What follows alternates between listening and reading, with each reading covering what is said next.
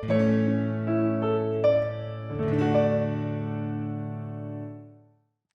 su comentario sobre el libro de Hechos, el profesor de Biblia, Ken Hughes, nos relata la historia de Mahatma Gandhi, el hombre que condujo el movimiento de independencia de la India en contra del reino británico, y la atracción que Gandhi sentía al cristianismo durante sus días estudiantiles en Londres.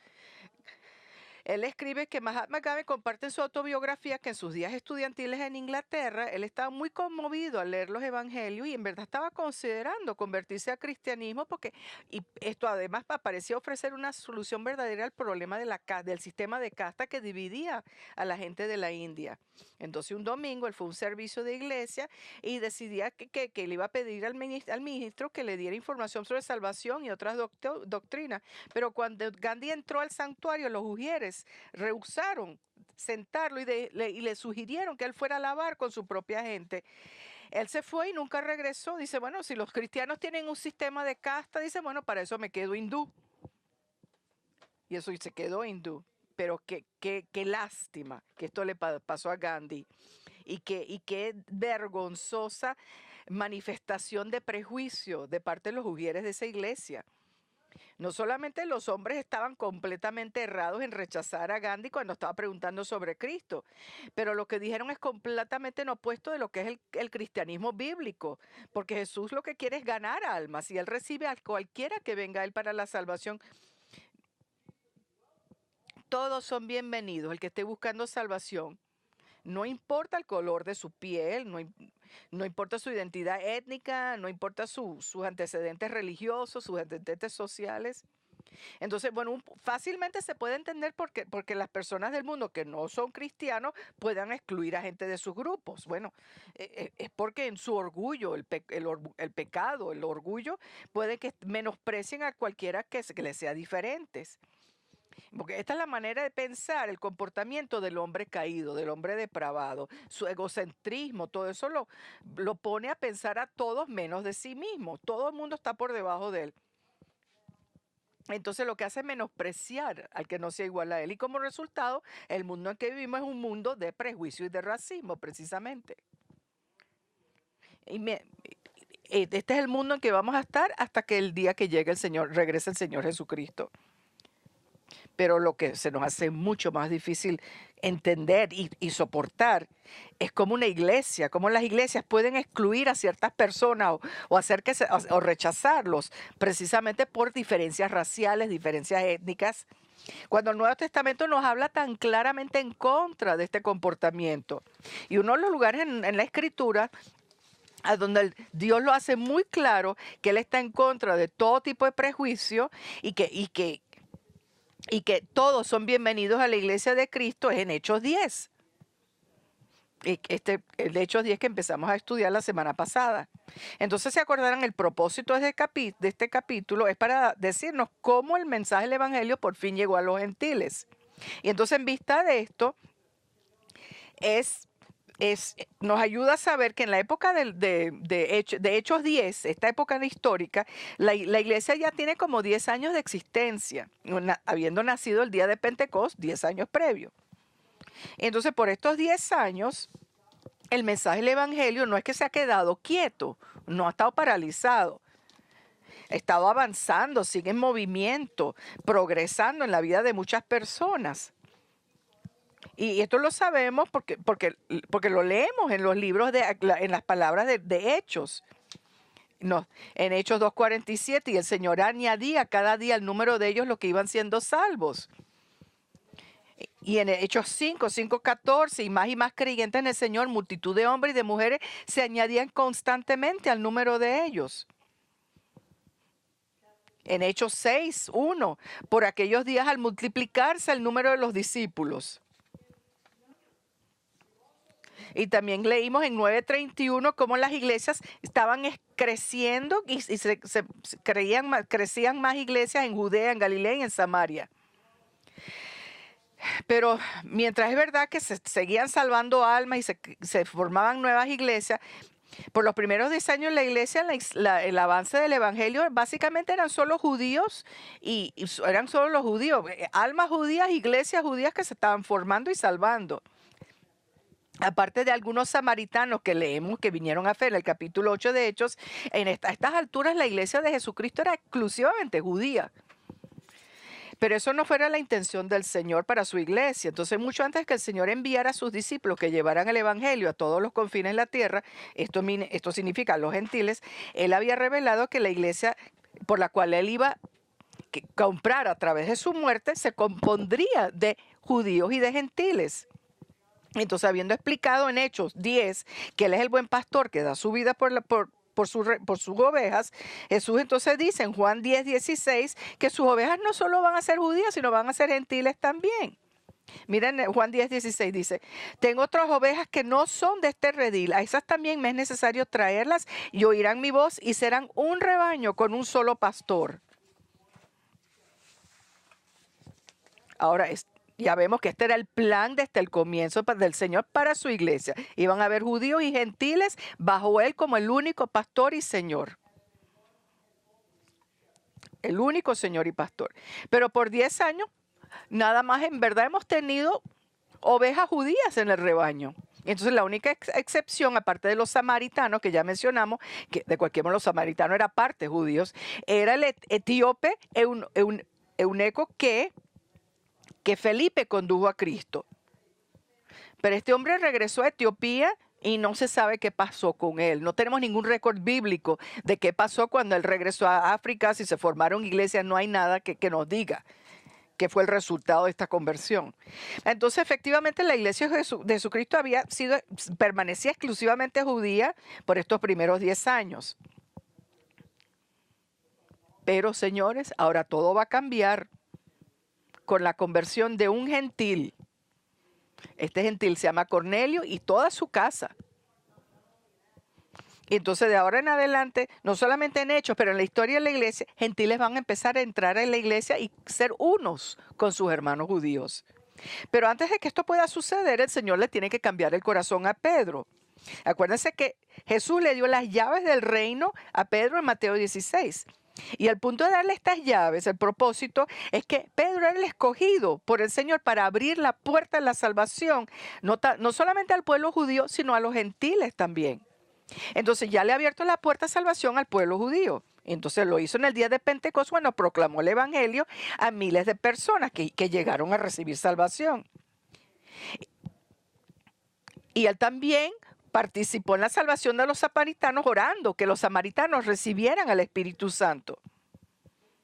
Pero no le ha predicado el evangelio a ningún gentil.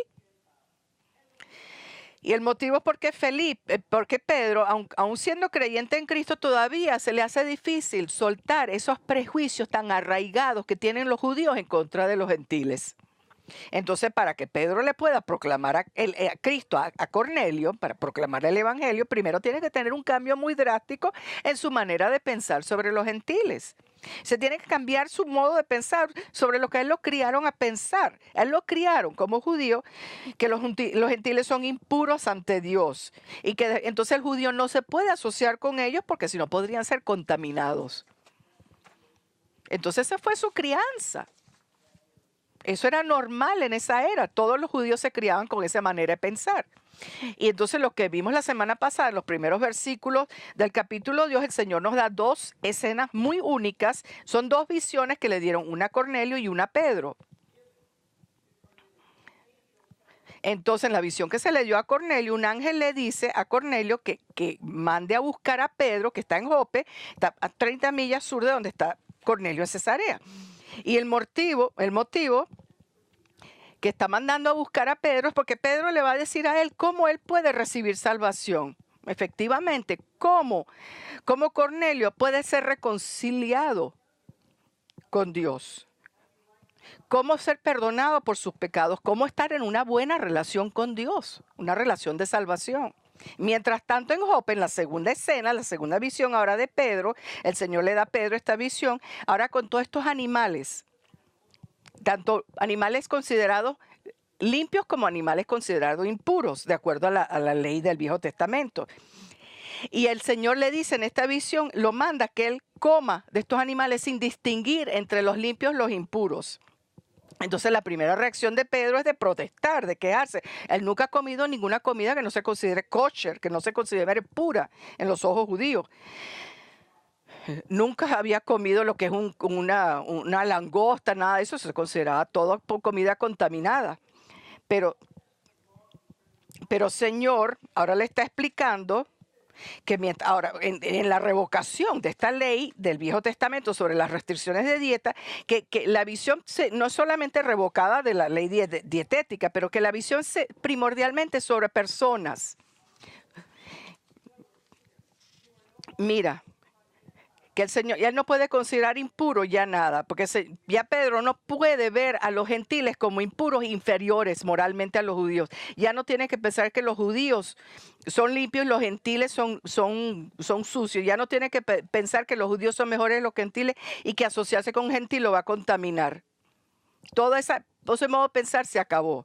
Entonces, esto es lo que el Señor le está diciendo en esta visión que le dio que no puede llamar impuro porque Dios lo ha limpiado. Y lo que el Señor le está diciendo a Pedro es que él iba a entender que no solamente el Señor quería que llevara el evangelio a los gentiles, pero que el Señor quería que él se asociara ya con los gentiles y que Cornelio iba a ser su hermano en Cristo, ya iba a ser parte de la familia de Cristo. Entonces aquí es donde lo dejamos la semana pasada. Entonces con estos dos hombres habiendo tenido su visión única de Dios.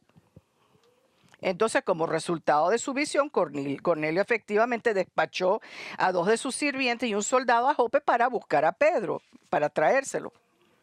Pero Pedro, habiendo visto esta visión con todos estos animales, que el Señor le ha dicho que libremente ahora los puede comer, todavía no está entendiendo mucho y todavía está tratando de, en verdad, agarrar el significado completo de la visión. Entonces ahora Lucas continúa desenvolviendo la historia de cómo el evangelio llegó a los gentiles. Y ahora entonces procede a darnos una tercera escena, que es Cornelio llegando a la residencia, los mensajeros de Cornelio llegando a la residencia de Pedro. Lo vemos en Hechos 17.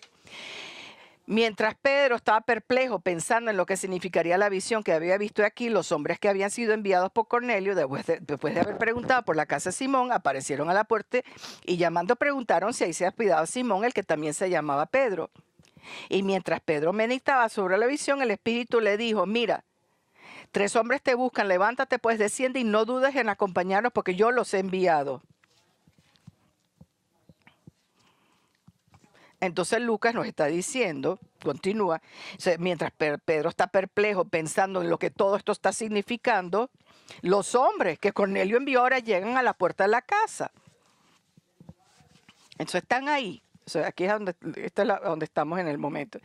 Entonces, mientras tanto, Pedro está en el techo, donde la gente se reunía en los techos de la casa, en el techo de la casa de Simón el curtidor, y está pensando sobre todo esto de esta visión, y está tratando en verdad de entender qué es lo que el Señor le está diciendo aquí.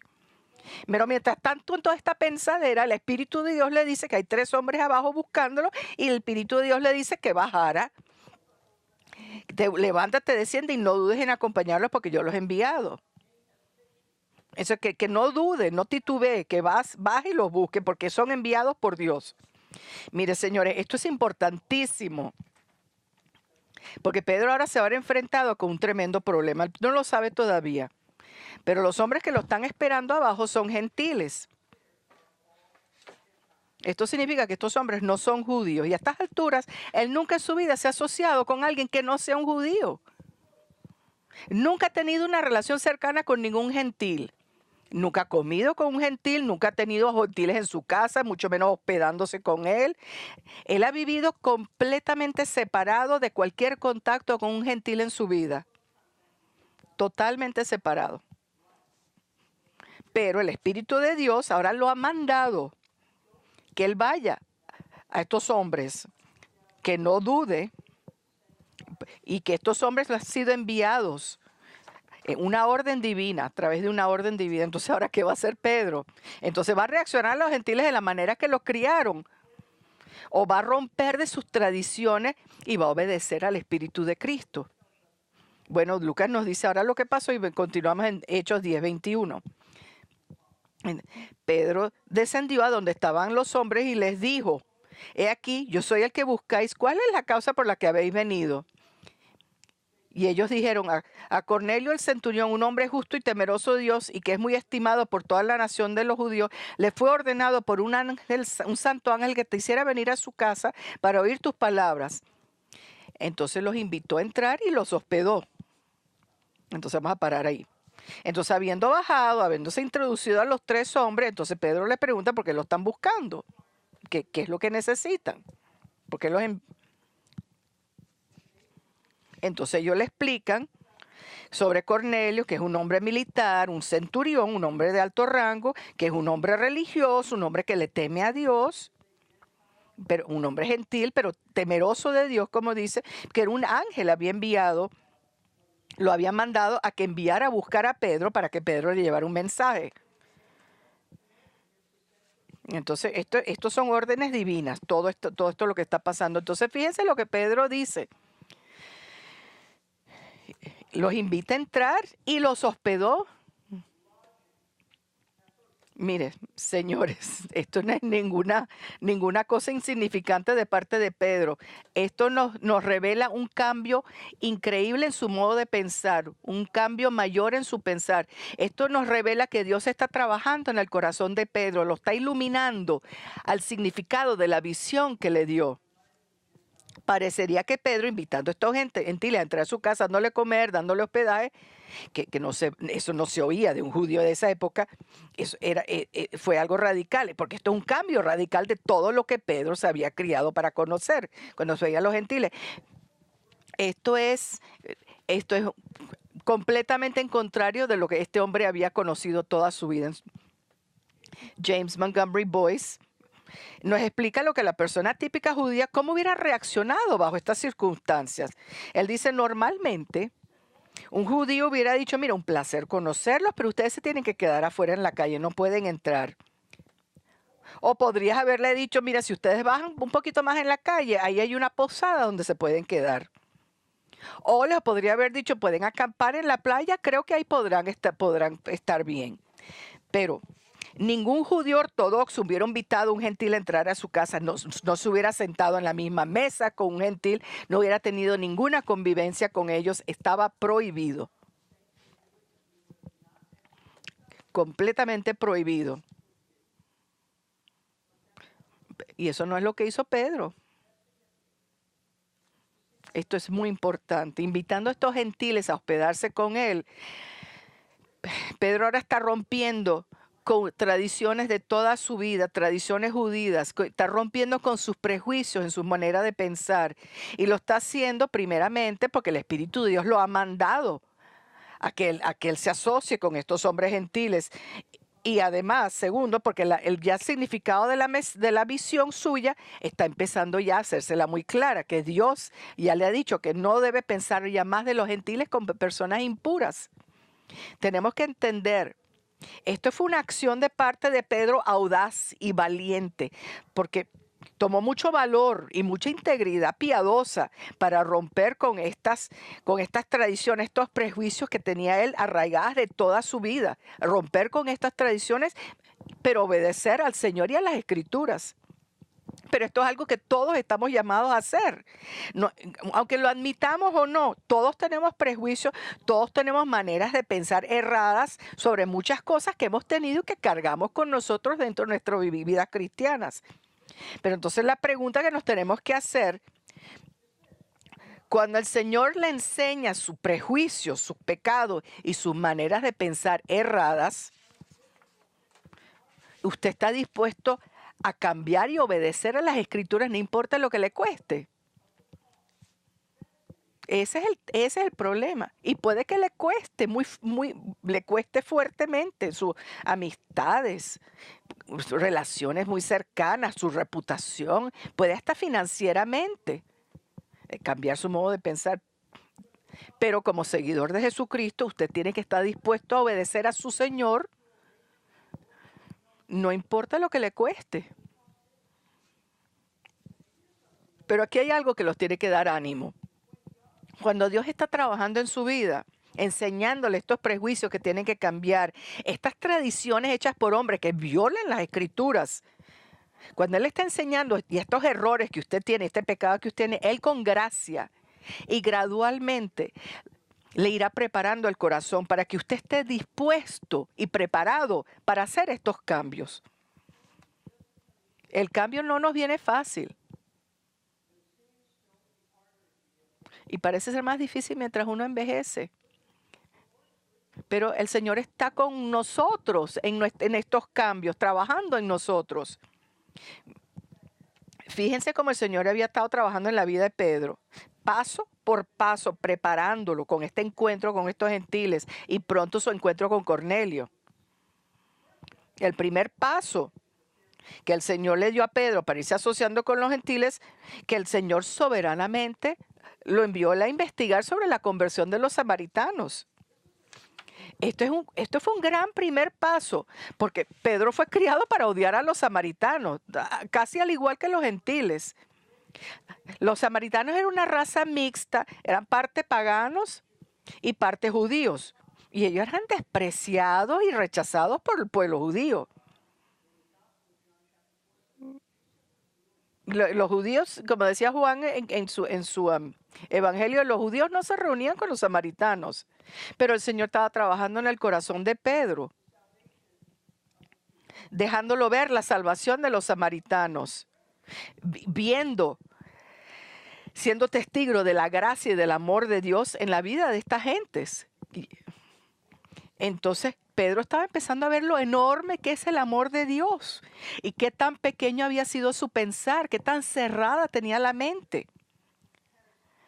Y sabemos que el Señor está trabajando en el corazón de Pedro, ampliando su mente cerrada.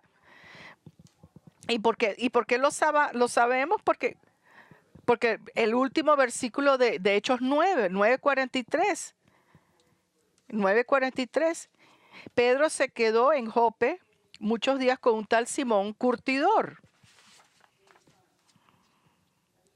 Ahora, esto puede que parezca un hecho insignificante, una cosita insignificante sobre donde Pedro se estaba quedando, pero no lo es.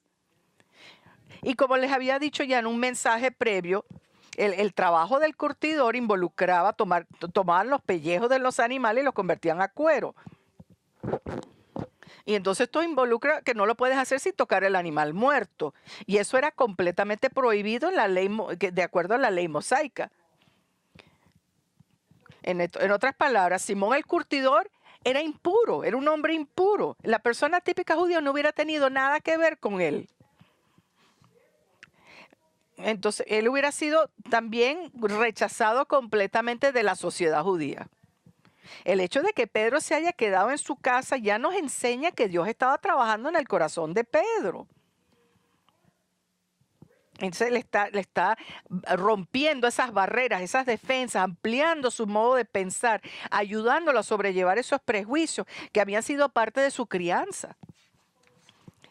Así que bueno, usted no tiene que tenerle miedo a esos cambios cuando el Señor le enseña que usted tiene todavía prejuicios y modos de pensar que no son bíblicos y que los tiene que abandonar para poder ser obediente a la Escritura. Y el motivo por el cual no le tiene que temer es porque usted puede contar con el hecho que el Señor está trabajando en su corazón, preparándolo, alistándolo para el cambio y dándole la gracia para cambiar. Usted no está sola en esta batalla, o solo en esta batalla. El Señor está con usted. Como dijo una persona muy sabia, Dios tiene una manera de suavizarnos nuestros prejuicios y estamos lo más mínimo dispuestos a aprender. Así que, sea como Pedro, déjese enseñar, esté dispuesto a aprender de las Escrituras. ¿Se fíjense? Si Jesús es su Señor, entonces usted le tiene que ser leal a Él sobre todas las cosas y eso incluye cualquier prejuicio que usted pueda estar trayendo desde su niñez. Cualquier pecado que usted esté cargando, usted tiene que estar dispuesto a abandonar eso en su lealtad a Cristo. Entonces ahora regresando a la narración de Lucas, ahora sobre la llegada del Evangelio a los gentiles, ahora llegamos a la cuarta escena en este drama, que sobre ahora el encuentro de Cornelio y de Pedro. Vemos en Hechos 10:23b, la segunda parte de 10:23, y al día siguiente se levantó y fue con ellos, y algunos de los hermanos de Jope lo acompañaron. Entonces, habiendo sido anfitrión de estos 3 mensajeros gentiles que envió Cornelio, ahora Lucas nos dice que el próximo día Pedro y estos hombres ahora se están regresando, viajando al norte hacia Cesarea. Pero no iban solos, porque aparentemente Pedro le pidió a algunos creyentes, todo hombre judío de la iglesia de Jope, que lo acompañaran. Ahora, de acuerdo a Hechos 11:12, habían 6 de estos hombres de Jope que los acompañaron en este viaje a conocer a Cornelio. Y aunque el Señor Dios nunca le había mandado a Pedro que estos hombres lo acompañaran, en verdad era una decisión muy sabia de su parte que ellos vinieran, porque después cuando fuera cuestionado, cuando siendo cuestionados por la iglesia de Jerusalén sobre todo lo que había pasado y los gentiles llegando a creer en Jesús, todos estos hombres podrían confirmar toda esta información. Verificar y confirmar toda esta información de la conversión de los gentiles. Así que eran 10 personas, 3 gentiles y 7 judíos. Parten de Jope y ahora están yendo al norte a Cesarea. Y ahora vemos lo que pasó en el versículo 24. Al otro día entró en Cesarea. Cornelio lo estaba esperando y había reunido a sus parientes y amigos íntimos. Ahora Lucas nos dice que el día después regresaron para Jopa, se partieron de Jopa para regresarse a Cesarea los 3 hombres como a 30 millas. Eso significa que tuvieron que pasar la noche en la carretera en algún lugar. Pero mientras tanto Cornelio está esperando que ellos lleguen. Entonces él ha reunido toda su familia, sus parientes, todas sus amistades para que puedan oír lo que Pedro va a decir sobre la salvación. Ahora vamos a pensar esto, vamos a reflexionar. Cornelio está tan preocupado por el bienestar espiritual de su familia y sus amistades que los invita a que sean sus huéspedes, sus invitados, para que ellos también puedan aprender cómo estar bien con Dios. Y a estas alturas ni siquiera es cristiano. Pero él sabía que el mensaje que le traía Pedro iban a ser las palabras más importantes que jamás iba a poder oír en su vida. Y que estas palabras iban a determinar su eterno destino. Y él quería que todos aquellos que él querían compartieran este mismo destino con él. Entonces él invitó a toda su familia, a todos sus parientes, a su mamá, a su abuela, quién sabe, lo más seguro su esposa y sus hijos, amigos cercanos, lo más seguro colegas militares, para que se reunieran con él para básicamente un estudio bíblico en casa que iba a conducir Pedro. Entonces yo lo leo y yo pienso, ay, ojalá nosotros tuviéramos la misma preocupación por la salvación de nuestras amistades, de nuestros parientes, como tenía este hombre que ni siquiera era cristiano a estas alturas. Entonces ahora con todo este grupo de personas, este grupo esperando la llegada de Pedro, Lucas nos dice en el versículo 25 lo que pasó cuando Pedro por fin llega y conoce a Cornelio por primera vez. Entonces vamos a leer 25 hasta 27. Y sucedió que cuando Pedro iba a entrar, Cornelio salió a recibirlo y postrándose a sus pies lo adoró. Mas Pedro lo levantó diciendo, ponte de pie, yo también soy hombre. Y conversando con él entró y halló mucha gente reunida. Entonces entrando a la casa de Cornelio está ahí para recibirlo, pero lo que pasó, bueno, debe haberle causado gran asombro al apóstol.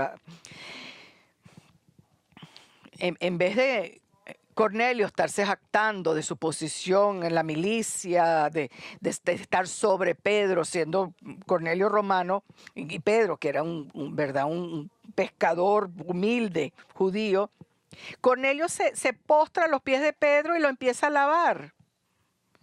Pero Pedro inmediatamente lo rechaza y le dice a Cornelio que se para, porque al igual que él es hombre.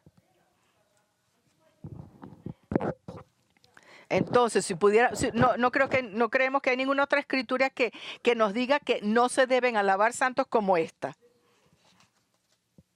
Pero aún así, la Iglesia Católica Romana continúa enseñando lo que es la adoración y la veneración de los santos, especialmente de la Virgen María. Y todo eso es idolatría, eso es blasfemia, porque la alabanza se reserva únicamente para Dios. Es solamente a Dios es que se alaba. De hecho, cualquier lugar en Escritura donde vemos a los hombres de Dios siendo alabados, inmediatamente lo rechazan. Y en el caso del apóstol Pablo está horrorizado. En Hechos 14, 11 a 15, vemos cuando los paganos empezaron a alabar a Pablo y a Bernabé después que Dios usó a Pablo para sanar al hombre lisiado. Fíjense la reacción de estos hombres de Dios. Hechos 14, 11 a 15. Cuando la multitud vio lo que Pablo había hecho, alzaron la voz diciendo en el idioma de Licaonia: los dioses se han hecho semejantes a hombres y han descendido a nosotros. Y llamaron a Bernabé Júpiter y a Pablo Mercurio, porque este era el que dirigía la palabra. Y el sacerdote de Júpiter, cuyo templo estaba en las afueras de la ciudad, trajo toros y guirnaldas a las puertas y quería ofrecer sacrificios juntamente con la multitud. Pero cuando lo oyeron los apóstoles, Bernabé y Pablo rasgaron su ropa y se lanzaron en medio de la multitud gritando y diciendo: varones, ¿por qué hacéis estas cosas? Nosotros también somos hombres de igual naturaleza que vosotros y os anunciamos el evangelio para que os volváis de estas cosas vanas a un Dios vivo que hizo el cielo, la tierra, el mar y todo lo que en ellos hay. Estaban horrorizados, horrorizados. Esta fue la reacción, que no nos alaben a nosotros. Pero vemos también que no solo los hombres de Dios que rechazaban la alabanza, las escrituras nos revelan que los ángeles también rechazan la alabanza de hombres, porque ellos saben que la alabanza es solamente para Dios y para más nadie. Vemos en Apocalipsis, en 22, 8 a 9, el apóstol Juan, él lo hace ese error. Yo, Juan, soy el que oyó y vio estas cosas, y cuando oí, vi, me postré para adorar a los pies del ángel que me mostró estas cosas y me dijo: no hagas eso, yo soy consiervo tuyo y de tus hermanos los profetas y de los que guardan las palabras de este libro. Adora a Dios. Entonces el apóstol Juan se cometió este error y el ángel lo corrigió ahí mismo. Entonces, a la vista de todos estos individuos que vemos en la escritura rechazando la alabanza de otros, es muy importante ahora saber que cuando leemos de la gente del Nuevo Testamento alabando a Jesús, Él no rechaza la alabanza, más bien lo recibe. Él recibe la alabanza. En Juan 9:31 leemos del hombre que nació ciego, que Jesús lo sanó, lo alabó, Jesús le recibió la alabanza. Era apropiado que lo alabara, porque Él es Dios. En Mateo 28:17, antes de enviar a los apóstoles a promover el evangelio, sus discípulos lo alabaron y Jesús lo aceptó. ¿Y por qué es que lo acepta Jesús? Por el motivo muy sencillo de que Él es Dios. Y solamente a Dios se alaba. Ahora, regresando a la reunión, regresando ahora al tema de la reunión de Cornelio y de Pedro, después de decirle a Pedro decirle a Cornelio que se pare y no lo alabe, porque él es hombre igual que él, leemos que Pedro y Cornelio hablan por un rato, y entonces Cornelio invita a Pedro a que entre a un cuarto, a donde sorprendentemente encuentra mucha gente ahí, sentados esperando oír lo que él tiene que decir. Hasta todos los parientes y los amigos de Cornelio están esperando. Ahora, puede que esto, lo más seguro le llegó como sorpresa a Pedro tener tanta gente ahí reunida. Pero en la providencia de Dios, esto era muy importante. ¿Por qué? Porque si Cornelio hubiera sido el único que hubiera llegado a creer en Cristo ese día, la iglesia de Jerusalén a lo mejor había visto la conversión del gentil como un caso aislado. Bueno, solo fue uno. No, en verdad no hace ninguna importancia. Al igual que eunuco etíope. Pero el hecho... Pero aquí está toda una casa, aquí hay un grupo de gente grande reunida. Y muchos, no solo uno, aceptaron el mensaje de Cristo. Entonces, esto fue un mensaje muy claro que la iglesia de Jerusalén, que Dios ahora estaba dando la bienvenida a gentiles a su iglesia, al igual que a los judíos. Ya no había distinción entre los dos. Entonces ahora, mirando este grupo de gentiles, Pedro empieza a hablarles, y si han tenido cualquier dudita que le hubieran quedado de por qué el Señor le había dado la visión de todos los animales, ahora esas dudas ya se han desvanecido. Porque ahora lo que le dice a los gentiles, ahora nos revela que él entiende perfectamente el mensaje de Dios y la importancia de la visión. Ya entiende lo que el Señor le estaba diciendo. Mire, fíjense lo que le dice este grupo de gentiles en Hechos ahora 10, 28 a 29. Y les dijo, vosotros sabéis cuán ilícito es para un judío asociarse con un extranjero o visitarlo, pero Dios me ha mostrado que a ningún hombre debo llamar impuro o inmundo. Por eso, cuando fui llamado, vine sin poder ninguna objeción. Pregunto pues, ¿por qué causa me habéis enviado a llamar? Entonces Pedro empieza reconociendo que de acuerdo a la costumbre judía era prohibido que los judíos se reunieran con los gentiles. Entonces Pedro lo dice reconociéndolo, está hablando muy claramente aquí. Entonces tenemos que tomar muy en cuenta que Pedro está diciendo que es prohibido de acuerdo a las costumbres judías. Aquí no está diciendo nada de la ley de Dios que lo prohíbe. Entonces aquí hay una distinción entre lo que es tradición y lo que es la ley de Dios.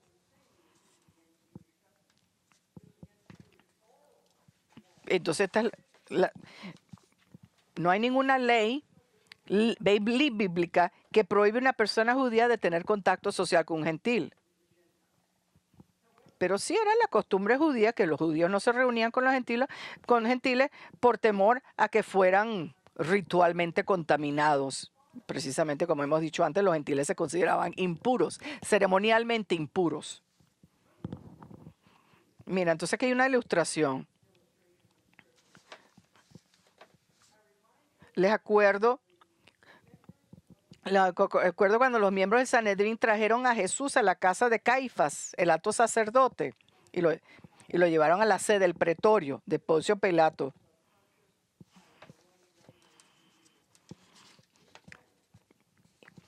Estos hombres se rehusaron a entrar a este edificio. ¿Y por qué se rehusaron a entrar? Ellos obligaron a Pilato que saliera. El motivo por el cual no entraron porque temían contaminarse por un contacto tan cercano con algo impuro. En verdad, algo absurdo, pero esto era el motivo por el cual no entraron. Entonces, como dice lo absurdo, que van a matar al Hijo de Dios, pero se están preocupando por esta tontería de estar ceremonialmente impuros, ¿no? Qué irónico, qué absurdo. En Juan 18, 28 a 29 lo vemos. Entonces llevaron a Jesús de casa de Caifás al pretorio. Era muy de mañana. Y ellos no entraron al pretorio para no contaminarse y poder comer la Pascua. Pilato entonces salió fuera hacia ellos y dijo, ¿qué acusación traéis contra este hombre? Entonces ellos están preocupados por la cena de Pascua, que no se vayan a contaminar, que no puedan participar, todos los rituales. Eso es lo único que les importa en estos momentos. Entonces este temor a que no mantuvieran las apariencias y estar ceremonialmente impuros, eso es lo que los conducía en todo. Todos lo entienden. Entonces los gentiles están muy al tanto de cómo los judíos evitaban el contacto con ellos. Ellos no es que estaban en las nebulosas de que por qué los judíos no se reunían con ellos. Entendían estas cosas de que los judíos los tenían esta consideración de cómo eran ellos. Pero ahora Dios le enseñaba a Pedro que esta costumbre está completamente equivocada. Porque él no debe llamar a ningún hombre impuro. Y el Señor no quiere que ahora está haciendo distinciones entre judíos y gentiles. Entonces no quiere que considere a los gentiles como impuros. Entonces ya no tiene que estarse preocupando sobre el ser contaminado ni manchado por ello. Y entonces Pedro continúa diciendo que cuando él vino a Cesarea a hablar con Cornelio, él no puso ninguna oposición. Así que está parado ante ellos y ahora le está preguntando a Cornelio por qué ha enviado por él. Entonces, está preguntándole a Cornelio por qué lo mandó a llamar por él.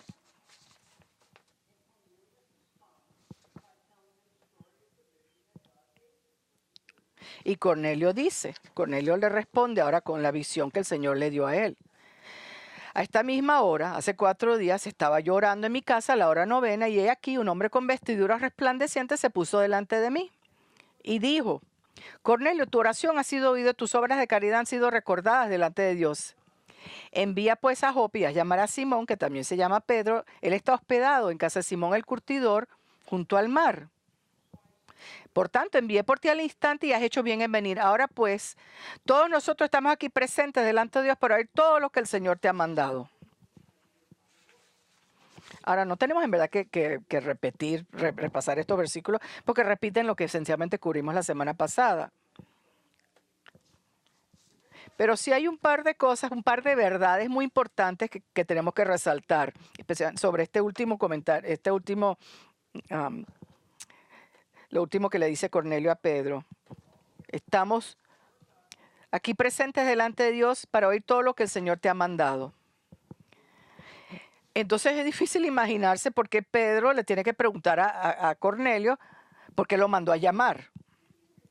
Entonces Pedro no se acordaba que Jesús lo había mandado a él y a los otros apóstoles a proclamarle el evangelio a los gentiles. Bueno, aparentemente en esos momentos eso no le era tan claro a Pedro, no se acordaba, porque si no, no hubiera preguntado por qué causa lo había enviado a llamar. Pero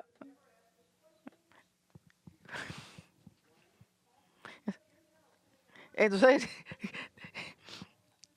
es como que tienes todos estos gentiles aquí sentados, pero Pedro está preguntando por qué me mandas a llamar. Entonces, mientras más yo medité en esto, pensé que lo mismo se podría decir de nosotros. Nosotros sabemos que Jesús nos ha mandado a ser testigos de Él. Pero aún así, muchas veces nos quedamos callados cuando deberíamos estarle proclamando el Evangelio a alguien. O dar aunque sea algún tipo de testimonio por Cristo. Pero no lo hacemos.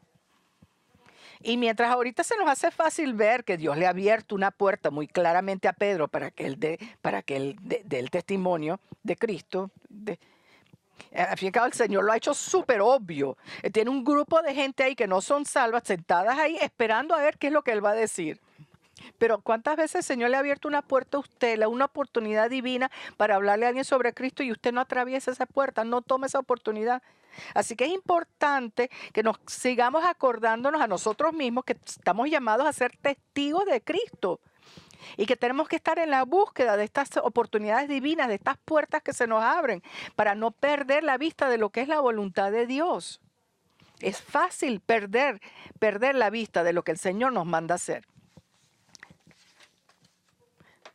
Pero hacemos la misma cosa, tonta. La segunda verdad que vemos es que aunque Cornelio era muy religioso, muy moral, a estas alturas todavía no era cristiano. Y esto también tocamos en este punto la semana pasada, pero quiero repetir. Él sabía que su religión únicamente no lo salvaba. Y por eso es que estaba tan ansioso de oír lo que Pedro tenía que decirle, porque él sabía que su religión no le arreglaba su condición con Dios. Era un hombre religioso, él no estaba alabando a todos estos dioses griegos, pero aún así él sabía que no era suficiente.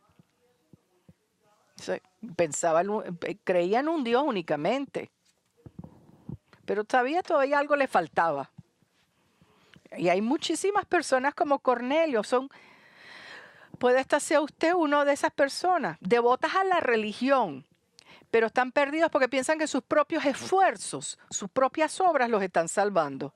John Wesley, el famoso John Wesley, era así. En muchos aspectos era muy similar a Cornelio. Era un hombre muy religioso, miembro de la iglesia, bueno, y el hombre hasta era ministro. Era de la iglesia metodista, muy estricto, mucha disciplina. Y como dice, el hombre hasta era ministro. Entonces, él vino de Inglaterra aquí a América para servir como misionero. Pero él no era salvo él mismo. Lo que tenían eran obras, pero no tenía fe en Cristo. Pero él no permaneció perdido. El Señor le enseñó su necesidad para la salvación y cómo podía ser salvo. Y aquí un profesor bíblico nos le explica qué es lo que le pasó a Wesley. Dice, profesor bíblico dice, el 24 de mayo de 1738, Wesley, sin querer, en verdad, no quería ir. Fue una pequeña reunión en Londres donde alguien estaba leyendo en voz alta del comentario que había hecho Martín Lutero sobre el libro de Romanos. Entonces, Wesley ahora escribe en su diario, como 9:15, mientras el el lector está leyendo, describiendo el cambio que Dios hace en el corazón a través de fe en Cristo, yo sentí que mi corazón empezaba a arder. Yo sentí que yo confiaba en Cristo únicamente para la salvación, y se me dio aseguranza que Él me había quitado todos mis pecados, todos, y me había salvado de la ley de pecado y de la muerte. Y esto ha sido su experiencia. Ahora usted no tiene que estar buscar que el corazón le empiece a arder, pero usted sí tiene que asegurarse que su fe, su confianza en Jesucristo únicamente para la salvación. Él es el único camino a la salvación. Y al igual que Wesley vino a darse cuenta, a realizar que su religión no lo ponía en bien con Dios, usted también lo tiene que hacer. Así que venga Cristo. Al igual que Wesley, usted tiene que admitir y ver que es Cristo únicamente el camino. Entonces, bueno, como dicen, nadie es perfecto, y aunque usted pudiera ser perfecto de ahora en adelante, todavía tiene pecado del pasado. Nadie tiene un récord completamente blanco sin mancha. Todo el mundo necesita a Cristo para la salvación. Su orgullo, toda su codicia, todas las cosas que todos llevamos en el corazón que tenemos que pelear, todo eso lo tenemos solo a través de Cristo, que somos perdonados. Los pensamientos que tenemos, las actitudes del corazón, ¿qué hacemos nosotros con todo eso? Todo eso ante un santo Dios, no podemos ir ante un santo Dios con ese pecado. Tenemos que ir a través de Cristo, a través de la cruz, y Él nos limpia, nos quita todas esas manchas. Él nos pone su rectitud. Estaremos bien con Dios si ponemos nuestra fe únicamente en Jesucristo y su muerte en la cruz. Podemos ser perdonados de nuestros pecados. Toda la rectitud, la justicia de Cristo se nos pone a nosotros cuando nosotros llegamos a confiar en Él. Pero si usted ya es un creyente, entonces pídale, órale al Señor que le enseñe cualquier prejuicio, cualquier modo de pensar pecaminoso, errado que usted tiene que cambiar. Pídale al Señor que le dé un espíritu de enseñanza, de poder aprender, y que un espíritu de querer obedecerle, no importa lo que le cueste. Me acuerdo hablarle a un señor mayor hace unos años atrás, cuando estábamos hablando de un punto de vista de profecía. Y este señor me dijo, y dice, yo soy viejo, he pensado por esta manera por muchos años, en verdad no quiero cambiar, ya estoy muy viejo para cambiar mi modo de pensar. Dice, yo no estaba de acuerdo con el Señor, pero me quedó grabado su actitud de que yo estoy muy viejo para cambiar. Nadie debería estar jamás demasiado viejo para cambiar cuando las Escrituras nos enseñan fallas en nuestro modo de pensar, en nuestras opiniones. Y no importa quién sea, pastor, cualquier persona, uno nunca es demasiado viejo para cambiar cuando la Escritura nos dice una cosa y nuestro modo de pensar va en contrario. O sea, cualquier prejuicio, cualquier pensar que tenga que cambiar, pídele al Señor y Él lo ayudará a cambiar. Si Jesús es su Señor, entonces usted tiene que obedecer su palabra, no importa lo que cueste. Entonces vamos a orar ahora. Señor, te damos gracias por lo que hemos podido estudiar hoy. Te damos gracias que estas escrituras nos abren tanta vista, tantas cosas, por ver el corazón de Pedro cambiado por el Espíritu, y tenemos ese mismo Espíritu en nosotros ayudándonos a cambiar, darnos la valentía para cambiar y la obediencia para cambiar. Como tu gente, Señor, ayúdanos a tener la voluntad para cambiar. Ayúdanos a tener la voluntad de enfrentar nuestros pecados, sea donde sea la edad que tengamos. Que nunca seamos demasiado viejos para obedecer o cambiar. Y que tú seas nuestra autoridad y no nuestra crianza, no nuestras tradiciones. Y Señor, oro por cualquiera aquí, que al igual que Wesley, al igual que Cornelius, que estaban en su religión, pero perdidos. Porque no hay ningún sacrificio para sus pecados. Están tratando de hacer a través de sus propios trabajos, Señor. Y yo oro que tú los voltees de las necedades de ese pensar y los voltees hacia Cristo y que los ayudes a que te vean, te vean como el único, la única manera, el único camino, el único que podía pagar la multa de nuestros pecados en la cruz para pecadores. Y que ellos puedan tener esa aseguranza de que son tuyos, que son cristianos. Que Cristo sí les quite sus pecados. Y Señor, pedimos eso en los corazones de los que no te conocen. Ayúdanos, Señor, a ser testigos de ti, proclamarte a ti en cualquier oportunidad, de estar sensibles a puertas abiertas, a oportunidades divinas, y que nos haga sensibles, aunque no sea una cosa tan obvia como tenía Pedro, pero que seamos obedientes en proclamarte, Señor. En el nombre de Cristo, esto todo lo oramos. Gracias. In his commentary on Acts, Bible teacher Ken Hughes tells the story of Mahatma Gandhi, the man who led India's independence movement against British rule, and Gandhi's attraction to Christianity during his student days in London. Here's what Ken Hughes writes. Mahatma Gandhi shares in his autobiography that in his student days in England, he was deeply touched by reading the Gospels and seriously considered becoming a convert to Christianity, which seemed to offer a real solution to the caste system that divided the people of India. One Sunday, he attended church services and decided to ask the minister for enlightenment on salvation and other doctrines. But when Gandhi entered the sanctuary, the ushers refused to give him a seat and suggested that he go elsewhere to worship with his own people. He left and never came back. If Christians have caste differences also, he said to himself, I might as well remain a Hindu. And that's exactly what he did. What a shame that this happened to Gandhi. And what a disgraceful exhibition of racial prejudice on the part of the ushers of that church.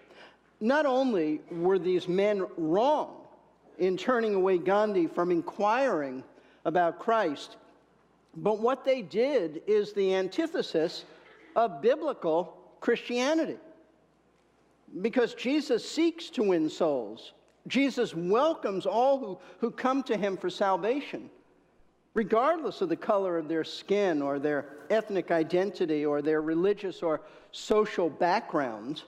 Now, you know what? It's easy to understand why the unsaved of this world might exclude certain individuals from their groups. It's because in their sinful pride, they look down on anyone who is just different than they are. This is the way that fallen, depraved, sinful man thinks and behaves. His self-centered ego drives him to exalt and promote himself by putting others down and beneath him. And as a result, the world that we live in, it's always been like this. It will continue to be like this until Jesus comes. The world that we live in is a world of bigotry and prejudice and racism. What's much more difficult to understand and to stomach is how churches can exclude people or make them feel unwelcome because of racial or ethnic or social differences when the New Testament speaks so clearly against this kind of behavior. And one of the places in Scripture where God makes it abundantly clear that he is against all racial prejudice and welcomes all who trust Jesus Christ for salvation into his church is Acts chapter 10, the chapter that we began to study last Sunday morning. Now, as you recall, the purpose of this chapter is to tell us how the gospel message finally came to the Gentiles. And in light of this, I think it's helpful for you to know that historically, by the time we come to Acts chapter 10, the church has actually been in existence for about a decade. About a decade, having been born on the day of Pentecost. And for the last 10 years, the gospel message has definitely not been stagnant. It's been moving, it's been advancing, it's been making steady progress in the lives of many people. And we know this because we keep reading on the pages of Acts such encouraging words as Acts 2:47. And the Lord was adding to their number day by day those who were being saved. And then chapter 5, verse 14, and all the more believers in the Lord, multitudes of men and women were constantly added to their numbers. Chapter 6, verse 1, now at this time while the disciples were increasing in number. We've also read chapter 9, verse 31, how local churches were springing up in places like Judea and Galilee and Samaria. But while it's true that souls were being saved and new churches were being established, for the first 10 years of the church's existence, the spread of the gospel was limited to Jewish souls and Jewish churches. Apart from some Samaritans who we read about coming to faith in Christ in chapter 8, at this point in time, the Church of Jesus Christ was exclusively Jewish. But that's not how the Lord ever intended his church to be. Long before Jesus commissioned his disciples to take the gospel to the ends of the earth, meaning to the Gentiles, he had revealed that the church that he would die for, the church that he would purchase, would be made up of Jews and Gentiles. Having stated in John chapter 10 that he is the good shepherd who lays down his life for the sheep, Jesus went on to make the statement that his sheep are not only Jewish, but Gentiles as well. Here's what he said in verse 16. I have other sheep which are not of this fold. I must bring them also, and they will hear my voice, and they will become one flock with one shepherd. Now that was our Lord's plan from the very beginning, for his church to consist of Jewish and Gentile disciples under his lordship as their one and only shepherd. But for 10 years, there have been only Jewish sheep added to the fold.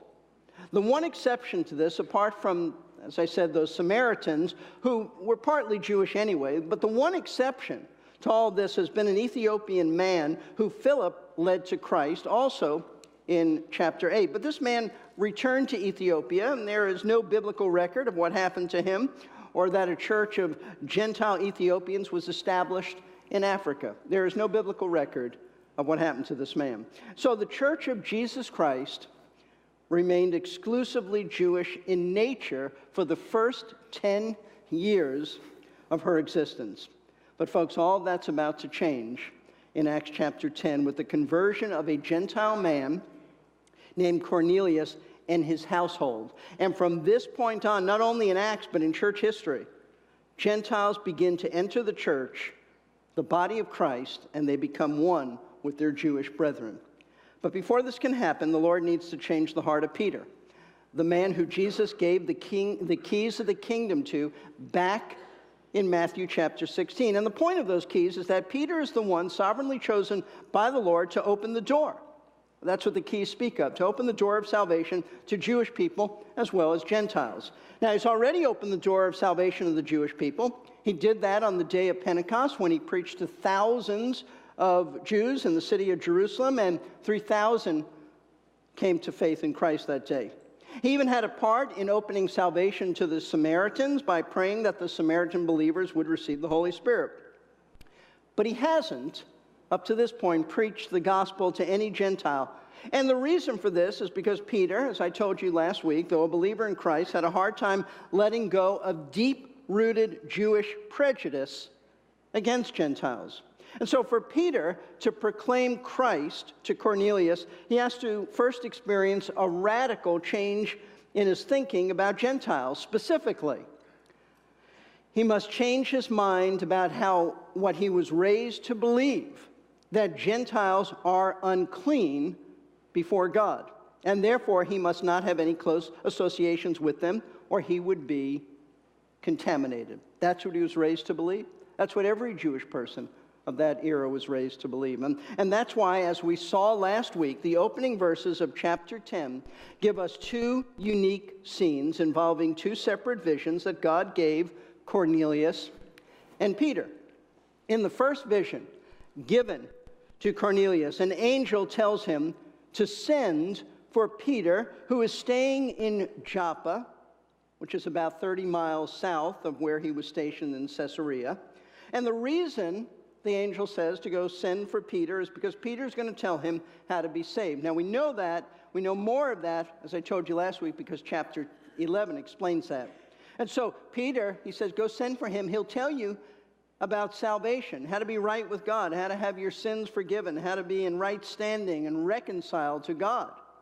Meanwhile, in Joppa, 30 miles south, the Lord gives Peter his own vision of all kinds of animals, both clean and unclean, according to the Old Testament law, kosher and non-kosher. And he orders him to eat them without making any distinctions between them. And Peter's initial reaction is to refuse and to protest and say, Lord, I've never done this in my life. Why? Because he has never eaten any unclean, non-kosher food. He's never enjoyed lobster all of his life. But God explains to him that while he is now repealing the Old Testament law concerning dietary restrictions, this vision is primarily about human beings, about individuals, with the message of the vision being spelled out for us in verse 15. What God has cleansed, no longer consider unholy. In other words, Peter, you are no longer to look upon Gentiles as unholy and morally inferior to the Jewish people. You are no longer to think that Jews are clean and Gentiles unclean. You are no longer to believe that Jews are better than Gentiles and that by associating with the Gentile, you will be contaminated or tainted. You are no longer to believe that. Now, this is what the Lord was saying to Peter by this vision, so that he would soon understand that it was not only the Lord's will for him to take the gospel to Gentile Cornelius, but it was God's will for him to associate with Cornelius as a soon-to-be brother in Christ and to welcome him and his Gentile family into the church, into the body of Christ. Now, this is where we left Cornelius and Peter last week, with both of them having experienced their own unique visions from God. And in response to his vision, Cornelius has done what he was told to do. He's dispatched 2 of his servants and a soldier to Joppa to bring Peter back to him. But Peter, having seen his vision, doesn't understand it yet.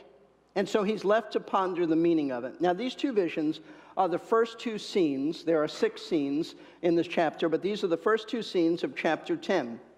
And as Luke continues unfolding the story of how the gospel came to the Gentiles, he proceeds to give us a 3rd scene, which is about the messengers of Cornelius arriving at Peter's residence. So we pick it up in verse 17. Now, while Peter was greatly perplexed in mind as to what the vision which he had seen might be, behold, the men who had been sent by Cornelius, having asked directions for Simon's house, appeared at the gate. And calling out, they were asking whether Simon, who's also called Peter, was staying there. While Peter was reflecting on the vision, the Spirit said to him, behold, 3 men are looking for you, but get up, go downstairs, and accompany them without misgivings, for I have sent them myself. Now, as Luke continues, he tells us that while Peter was perplexed as to the meaning of the vision he's just seen, the men that Cornelius sent, they've arrived. They're downstairs. They've arrived at the home where he's staying, Simon the tanner. Meanwhile, Peter is still upstairs on the roof of Simon the tanner's house, and he is reflecting on this vision. And while he's thinking and trying to figure out what all this means, the Spirit of God speaks to him, informing him that 3 men are downstairs looking for him. Therefore, the Spirit commands him, go down to the lower level of the house, meet these men, and go with them without any hesitation. Excuse me. Without any hesitation, because I've sent them. Now, folks, the significance of all of this is that Peter is about to be confronted with a very real dilemma.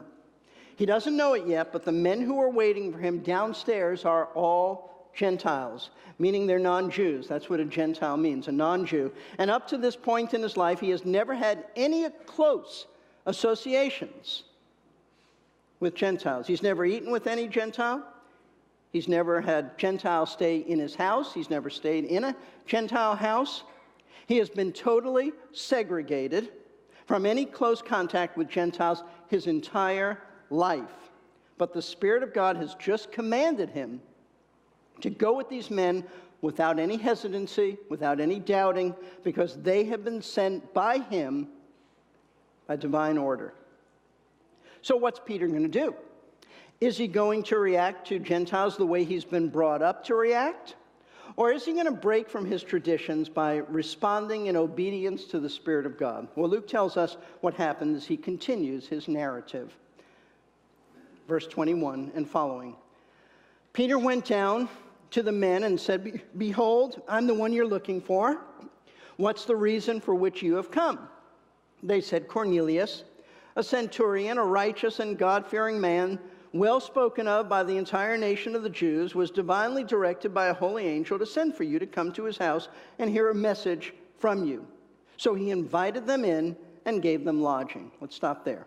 Having gone downstairs now and introduced himself to the three men standing at the gate, Peter inquires as to why they have come looking for him. And they proceed to explain to him about Cornelius, who he is as a military man, a centurion, and what he's like religiously. He is a Gentile God-fearer, short of being a full proselyte, but he believes in the one true God of Israel, and he practices Judaism. And they say that an angel commanded him to send for Peter to hear a message from him. And then notice what Peter does in response to what these men have just told him. He invites them in and gives them lodging. Now, folks, this is no minor action on the part of Peter. This reveals a major shift in his thinking. This reveals that God is at work in Peter's heart, enlightening him as to the meaning of the vision that he's just given him. See, what Peter did by inviting these Gentiles into that house and then feeding them, giving them lodging for the night, that was unheard of. Absolutely unheard of amongst the typical Jewish person of that day. Listen, this is a radical break from everything that Peter has been brought up to believe and to do when it comes to Gentiles. James Montgomery Boyce explains what the typical Jewish person would have done under the same circumstances. Here's what he wrote. He said, normally a Jew would have said, "Well, it's nice to meet you, but we need to stay out here in the street. You can't come inside." Or he might have said, "If you go down this street a little way, I think you'll find an inn where you can stay. Or you can camp out on the beach. I think you'll manage all right there." He continues, no Orthodox Jew, and all Jews at that point were Orthodox Jews, but no Orthodox Jew would have invited Gentiles into his house. He would not have sat down at the same table with them. He would have not had any fellowship with them. It was forbidden. But that's not what Peter did. That's significant. You see, by inviting these Gentiles to lodge with him under the same roof, Peter is breaking with his lifelong Jewish traditions and his prejudiced way of thinking. And he's doing this, first of all, because the Spirit of God has commanded him to be with these Gentile men.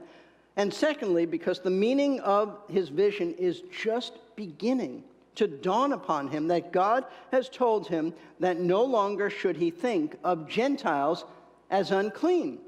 Now, we need to understand, this was an incredibly bold and it was a courageous move on Peter's part, because it took a lot of courage, took a lot of godly integrity to break from his lifelong sinful prejudice in order to follow and to obey the Lord. But listen, I want you to know this is something all of us are called to do. All of us. Because regardless of whether we admit it or not, we all have prejudices. We all have erroneous thinking as well on any number of issues that we've carried into our Christian lives. Therefore, the question for all of us to face is this: when God shows you your sinful prejudices and your faulty, erroneous, unbiblical thinking, are you willing to change? Are you willing to obey Scripture regardless of the cost? That's the issue. And it may indeed cost you dearly. It may cost you friends. It may cost you close relationships. It may cost your reputation. It might even cost you financially to change your thinking and act differently. But as a follower of Jesus Christ, you must be willing to obey him as your Lord, no matter what the cost is. Here's something, though, that should encourage you. When God is at work in your life showing you that you do have prejudices that have to change, you do have man-made traditions and thinking that are violations of Scripture, he'll graciously, he'll gradually prepare your heart so that you are ready and willing to make those changes. Change doesn't come easy to anybody. And it seems to only be harder as you get older. But change we must. Listen, the Lord is with you. The Lord will help you. This is exactly what he did with Peter. Consider how the Lord has been working in Peter's life. Let me backtrack a little bit for you and show you step by step. He's been preparing him for his encounter with these Gentile men and soon to be with Cornelius. First step that began to prepare Peter for associating with Gentiles was when the Lord sovereignly sent him to investigate the conversion of the Samaritans. This was a huge first step because Peter was raised to hate Samaritans almost as much as he was raised to hate Gentiles. Samaritans were a racially mixed people who were part pagan and part Jewish. And they were despised and they were shunned by the Jewish people who John, in the Gospel of John chapter 4, says Jews have no dealings with Samaritans. Not normally. But the Lord was at work in Peter's heart, bringing him to Samaria, letting him see the salvation of these people, and to witness God's love and grace in the lives of this once hated people. And in doing so, Peter was beginning to see the vastness of God's love and how narrow-minded his thinking has been. And we know that Peter has had this work of God in his heart, and things are changing in his thinking, and God is expanding his narrow-mindedness. And why do I say that? Because if you look back at the last verse of Acts chapter 9, we read a remarkable statement in verse 43. And Peter stayed many days in Joppa with a tanner named Simon. Now, this may look like an insignificant fact concerning Peter's location in the city of Joppa, but it is not insignificant. And as I told you in a previous message, the work of a tanner involved turning the skins of animals into leather, and that necessitated touching the carcasses of dead animals. Folks, that was absolutely taboo, forbidden by the Mosaic law. And so that meant that Simon the tanner was considered ceremonially unclean, tainted, contaminated. Therefore, the typical Jewish person of that day would have had nothing to do with him. But the fact that Peter stayed with him in his home, that's huge. It's evidence of God being at work in Peter's heart, breaking down his defenses, broadening his thinking, helping him to overcome his prejudices that have been shaped by his upbringing. So listen, you don't have to be afraid of making changes when God shows you that you do have innate prejudices. You do have unbiblical thinking that has to be abandoned in order to conform to Scripture. And the reason you don't have to be afraid to make these changes is because you can count on the fact that the Lord will be at work in your heart, preparing you, getting you ready to change, and giving you His grace to change. You're not alone in this. The Lord is with you. As one wise individual put it, God has a way of softening our prejudices if we are the least bit willing to learn. So, be like Peter. Be willing. Be teachable. to learn from Scripture. After all, if Jesus is your Lord, if he's really your Lord, then you must be loyal to him above anything and anyone else. And that includes any sinful, prejudiced thinking ingrained in you since childhood.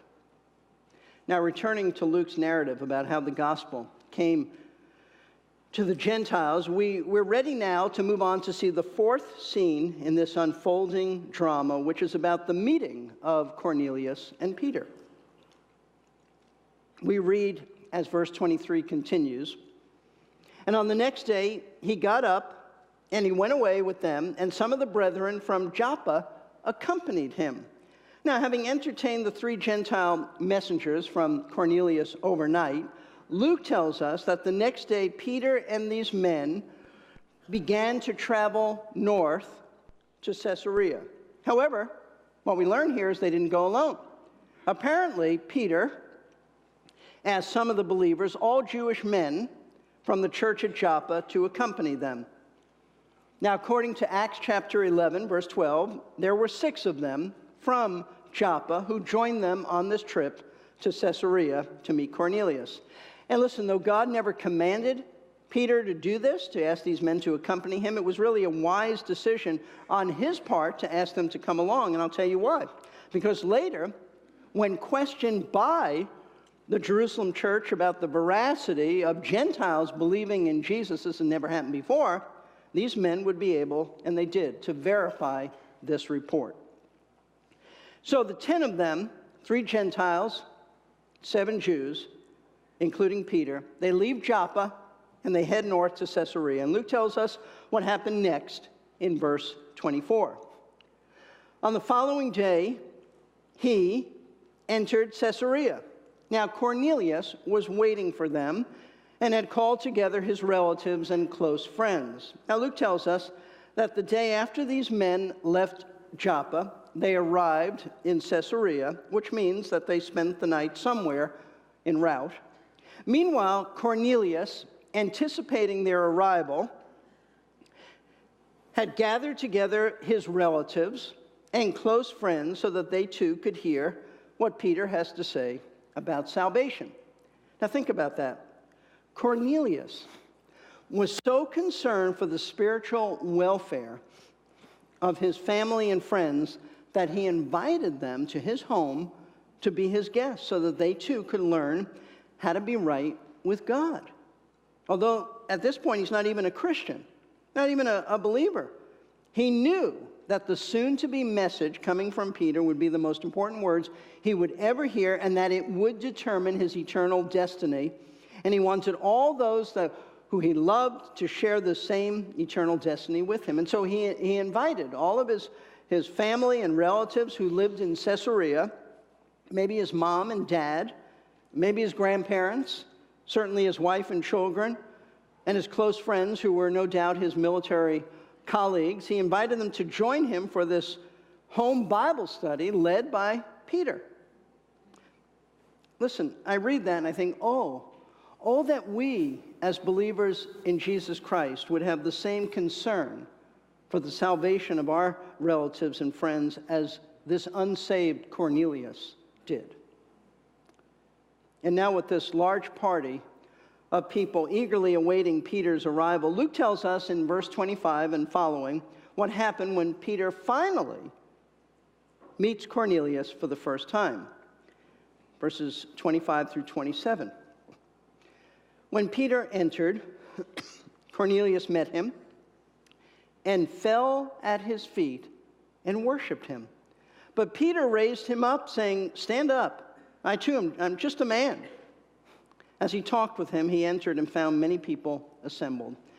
Upon entering the home of Cornelius, Cornelius was there to immediately meet Peter. But what happened next must have absolutely shocked the apostle. Instead of asserting his authority as a Roman military officer over Peter, a Jewish peasant fisherman and member of a subjugated nation detested by Rome, Cornelius instead, he falls at Peter's feet and treats him with worshipful reverence. But Peter immediately rejects such adulation. And immediately he tells Cornelius to get up, stand up, because I'm just like you. I'm just a man. Now, if there ever was a verse in Scripture that discouraged the worship of saints, this is it. And yet, the Roman Catholic Church continues to teach the worship and veneration of saints, especially the Virgin Mary. Listen, all that's just blasphemous idolatry. That's what it is, because worship is reserved, it's to be reserved only for God himself. In fact, whenever we read in Scripture of men of God being worshiped, they reject it. And in the case of the Apostle Paul, they were horrified. He was horrified by it. In Acts chapter 14, we read about the time that some pagans began to worship Paul and Barnabas after God used Paul to heal a lame man. I want you to notice the reaction of these men of God. Verses 11 through 15 of Acts 14. When the crowd saw what Paul had done, they raised their voice, saying in the Lycaonian language, "The gods have become like men and have come down to us." And they began calling Barnabas Zeus and Paul Hermes, because he was the chief speaker. The priest of Zeus, whose temple was just outside the city, brought oxen and garlands to the gates and wanted to offer a sacrifice with the crowds. But when the apostles Barnabas and Paul heard of it, they tore their robes and rushed out into the crowd, crying out and saying, "Men, why are you doing these things? We're also men of the same nature as you, and we preach the gospel to you, that you should turn from these vain things to a living God who made the heaven and the earth and the sea and all that's in them." That was Paul's reaction, just horrified. Why are you doing this? But listen, it's not only men who reject being worshiped. Scripture also reveals that even angels reject the worship of men, because they know that worship is reserved only for God himself, no one else. We read in Revelation 22, verses 8 and 9, even the Apostle John makes a mistake in what he did. But we read this: "I, John, am the one who heard and saw these things. And when I heard and saw, I fell down to worship at the feet of the angel who showed me these things. But he said to me, 'Do not do that. I'm a fellow servant of yours and of your brethren, the prophets, and of those who heed the words of this book. Worship God.'" Now, in light of all these individuals we see in Scripture rejecting the worship of others, it is highly significant that when we read of people in the gospel accounts worshiping Jesus Christ, he does not reject their worship. He accepts it. In John chapter 9, verse 38, we read that the man who was born blind, who Jesus healed, he worshiped him, and Jesus didn't say, "Stop." He received it. It was appropriate. It was right. In Matthew 28, verse 17, just before giving the Great Commission, the Lord's disciples, we read, worshiped him, and Jesus accepted it. And why did Jesus accept such worship when others refused it? For the simple reason that he's God. He's God. And God only is to be worshiped. Now, returning to the meeting of Cornelius and Peter, after telling Cornelius to just stand up and stop worshiping me, we read that Peter and Cornelius, they talked for a little while, and then Cornelius invited Peter to enter a room with him where, to his surprise, he found many people waiting to hear what he had to say. All the relatives and all the close friends of Cornelius, they're there, they're seated, they're waiting. Now, this may have come as a surprise to Peter to have so many people assembled there, but in the providence of God, this was a very significant thing. Why? Because had Cornelius been the only one that day to believe on Jesus, the church at Jerusalem may have looked upon him as just an isolated incident of a Gentile convert, much like the Ethiopian eunuch. But the fact that many Gentiles, this whole household, not just one, accepted Christ, that was a very clear message not only to Peter, but it would be to the Jerusalem church, that God was welcoming Gentiles as a people into his church on the same footing with Jews without any spiritual distinctions. Now, upon looking at this group of Gentiles, Peter begins to speak to them.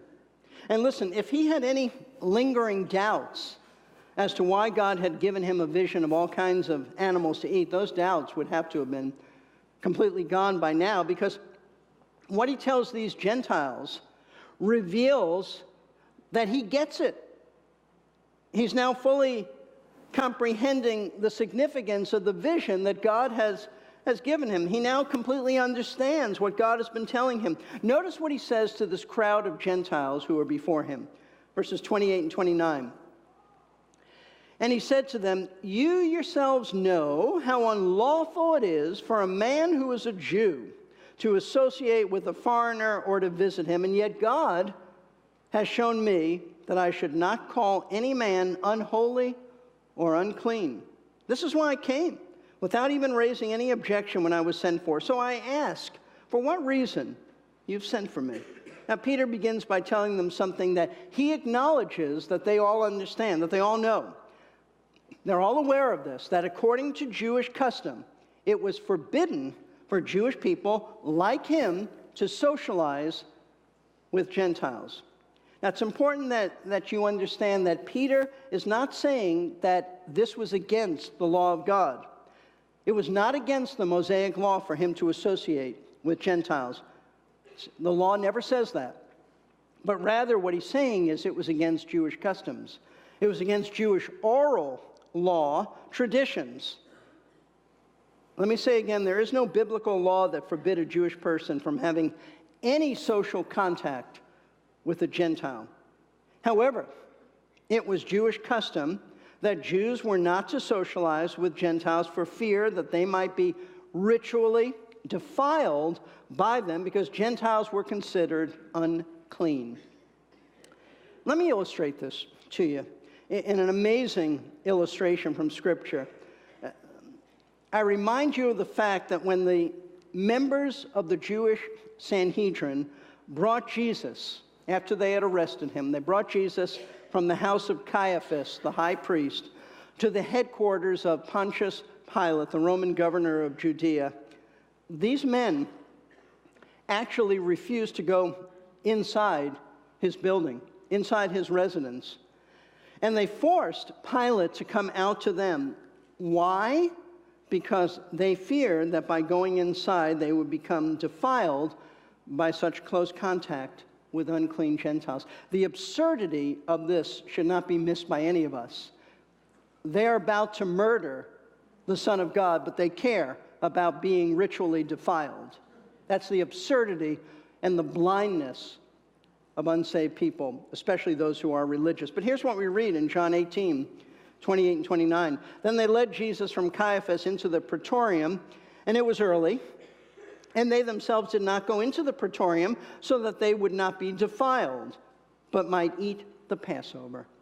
Therefore Pilate went out to them and said, "What accusation do you bring against this man?" They're more concerned about the Passover meal than they are about the true Passover, who they're turning over to Pilate, that is Jesus himself.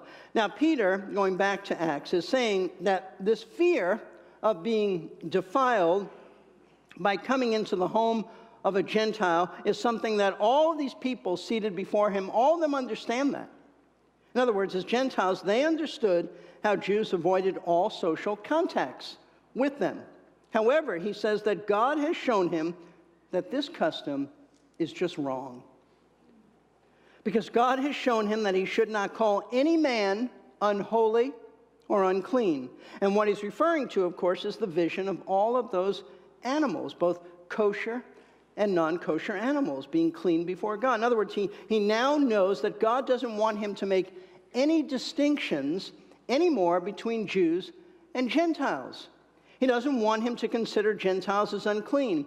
Therefore, he's no longer to be concerned about being defiled by them. That's why he proceeds to state that when he was asked to come to Caesarea to speak to Cornelius, he raised no objection. Therefore, he is now free before God to stand before them. But what he'd like to know from Cornelius, he has a question though. Why have you sent for me? In other words, for what reason have you asked me to come all this way from Joppa? And Cornelius responds by telling him the story of the vision that God gave him, verses 30 through 33. Cornelius said, 4 days ago to this hour, I was praying in my house during the 9th hour, and behold, a man stood before me in shining garments. That's the angel. And he said, Cornelius, your prayer has been heard, and your alms have been remembered before God. Therefore, send to Joppa and invite Simon, who's also called Peter, to come to you. He's staying at the house of Simon the tanner by the sea. So I sent for you immediately, and you have been kind enough to come. Now then, we're all here present before God to hear all that you have been commanded by the Lord. Now, we don't really need to review these verses. We basically covered them last week. They're basically a repeat of what we studied last week. But there are a couple of important truths that I want to point out to you from Cornelius's final statement in verse 33, his final statement to Peter. Now then, we're all here present before God to hear all that you have been commanded by the Lord. First of all, it's hard to imagine that Peter had to ask Cornelius why he sent for him. Hard to imagine. Didn't he remember that Jesus had commanded him and the other apostles to go into all the world and preach the gospel, to proclaim the gospel to the Gentiles, to the ends of the earth? Didn't he remember that? Well, apparently he didn't. Apparently it wasn't clear to Peter. Otherwise, he would have never asked this question.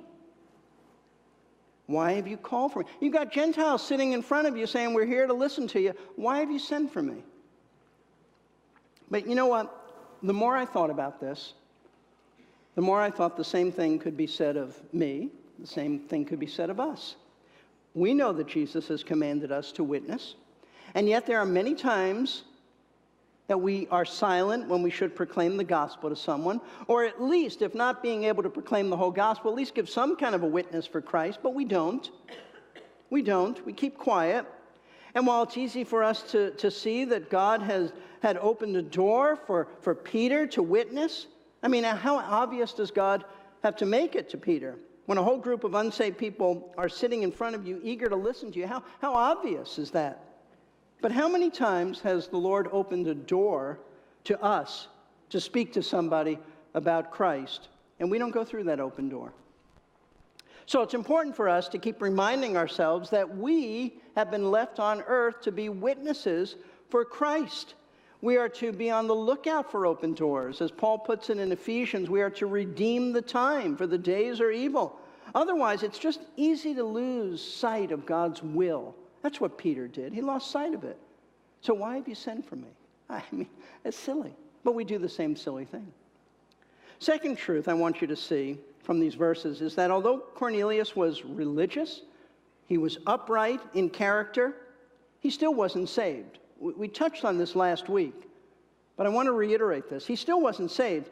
He knew that his religion couldn't save him. That's why he's so eager to hear what Peter had to say to him, because he knew that his religion was not enough to make him right with God. He was a religious man. He had turned his back on Roman gods, and Roman mythology. He had embraced monotheism, the one true God, the God of Israel. He had embraced Judaism, but he knew he wasn't right with God. And folks, there are many people today just like Cornelius. You might be one of them. They're devoted to their religion, but they're lost because they think that their own efforts, their own good character can save them. John Wesley, the founder of the Methodist Church, was like this. And in many ways, he was very similar to Cornelius. Wesley was a very religious man, very disciplined man, very strict in his discipline. That's where the name comes from, the Methodist Church, and very methodical, very disciplined. He was a member of a church. He was upright in his character. He was even a minister. John Wesley, I don't know if you know this, he actually came from England all the way to America, to Georgia, to serve as a foreign missionary. But he was lost himself. But he had that kind of religious zeal. Wesley, though, didn't remain lost because the Lord showed him his need for salvation, and he was saved. Here's the way one Bible teacher explained what happened to John Wesley. He writes, on May 24th, 1738, Wesley reluctantly attended a small meeting in London where someone was reading aloud from Martin Luther's commentary on Romans. About 9:15, Wesley wrote in his journal, while he was describing the change that God works in the heart through faith in Christ, I felt my heart, he wrote, strangely warmed. I felt I did trust in Christ, Christ alone for salvation, and an assurance was given me that he had taken away my sins, even mine, and saved me from the law of sin and death. I ask you, has this been your experience? It's one thing to study about salvation coming to the Gentiles, but has it come to you? Has it come to you? Are you trusting in Jesus Christ alone for your salvation as the only way to be saved? There is no other name given amongst men whereby we must be saved. Religion won't do it. Your upright character won't do it. Just as Wesley came to the point of realizing that his religion, his zeal, his discipline, his strictness could not make him right with God, so you need to see it as well. All of our good deeds, the Bible says, like filthy rags. Even theoretically, even if you could be perfect from this point on, what about all the sins on your record? You can't be perfect from this point on, but for the sake of making a point, even if you could, what about all your sins on your record? Your anger, your jealousy, your lust, your pride, your coveting, your disobedience to your parents, your poor attitude, all of those things, your envy, all of that, the lies, the horrible thoughts in your heart. What are you going to do with all of that? What are you going to do with all that? You're guilty before a holy God. There is only one solution. Turn away from your sin, turn to Jesus Christ, and trust that his death on the cross, that in payment for your sin was his death. Believe that. And the Bible says you'll be saved. You'll be right with God. Place your confidence in Christ and his death as payment for sin and be right with God. Be forgiven of your sin. Have his righteousness applied to your account. That's the only way to be saved. Now, if you're already a believer in Christ, then ask the Lord, consciously ask the Lord in your prayers to show you any prejudices in your thinking. Anything that's wrong, that you look at certain people and you have the wrong attitudes towards them. Ask him to show you that. And ask him to show you any faulty thinking that you need to change. And you are never too old to change. I remember talking to an older man many years ago, a man who had actually been in the ministry for many years, and we were discussing a certain view of prophecy. And he said to me, you know what, I'm old, and I've believed a certain way all of my life. I'm not even going to look at it. I'm not even going to contemplate. I'm too old to change, he said. And I thought, how sad. Now, I happen to not agree with that point of prophecy, theology, but I've never forgotten his attitude. I'm too old to change. No one should ever be too old to change if Scripture corrects your thinking. I don't care who you are. I don't care how esteemed you are in the eyes of others. I don't care if you've been a pastor. You're never too old to change if Scripture says one thing and your thinking is another. So ask the Lord to show you any prejudices that have to change, any thinking that has to change, and then just do it. If Jesus is your Lord, then you need to respond in obedience to his word, regardless of the cost. Be teachable. Let's bow for prayer. Lord, we thank you for what we have been able to study. We thank you that this passage opens up to us, Lord, so many things. We thank you for Peter, his willingness to change. We thank you for working in his heart, and we have that same assurance you'll work in our hearts to help us to see our own sin and to have the courage and boldness and obedience to change. Lord, as your people, help us to be willing to change our thinking. Help us to be willing to face our sin, no matter what age we are. We're never too old to change, never too old to obey you. May the Scripture be our authority and not our upbringing and not our traditions. And Lord, I pray for any here who may be just like Cornelius, just like John Wesley was, religious, devout, even dedicated to their religion, but lost. Lost because there is no sacrifice for their sin. They're trying to make it to glory on their own efforts. Lord, I pray that you'll turn them from the foolishness of that. Turn them to Christ.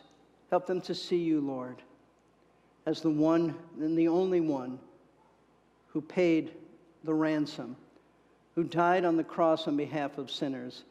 And may, like Wesley, they have that assurance that they are trusting Christ. Christ has taken away their sin. So, Lord, we ask you to do that. We ask you to send us out now, Lord. Help us to remember to be witnesses, to redeem the time, to look for open doors, to never be as Peter was, something as obvious as a room full of people waiting to hear from us, and we wonder why. Why? Help us, Lord, to go through those open doors and witness for you. We pray this all in Jesus' name. Amen.